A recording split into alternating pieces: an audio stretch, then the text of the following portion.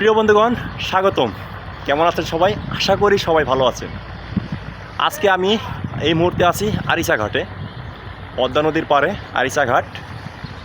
কিছুদিন যাবৎ আমি মানিকগঞ্জে আমার বোনের বাসায় অবস্থান করছি, তাই ভাবলাম যে পদ্মা নদী থেকে পাশেই 5 কিলোমিটার দূরত্ব বোনের বাসা, সেখানে ছিলাম। ভাবলাম যে চলে যাই পদ্মা নদীতে। তো আজকে সকালে 5 কিলোমিটার জগিং করতে করতে চলে আসলাম পদ্মা নদী।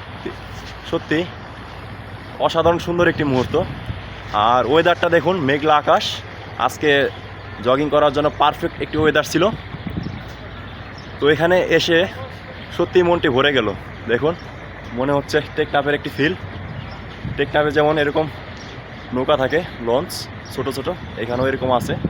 আর এদিকের কথা কি বলবো, তাকালে ধুধু জলরাশি, কুল কিনারা নাই। ও